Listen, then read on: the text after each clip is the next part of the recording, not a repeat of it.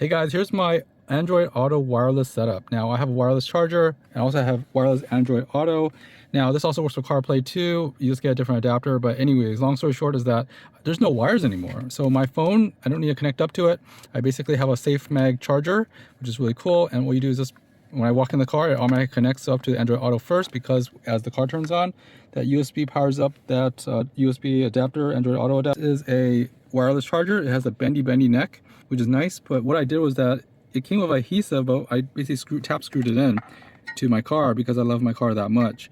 So I tap screwed it in, so it's not moving anywhere. This is super solid. I actually put a right angle USB cord. This is supposed to be so that I could just basically throw my phone on there and it'll be good. It charges, which is really cool. This is super efficient in terms of what I need. So there's no plugs anymore. I just basically walk in the car, charge my phone, have my meetings, and I instantly have Android Auto and it connects. Very, very cool. Anyways, thanks for watching, guys. I'll see you next time. Bye-bye.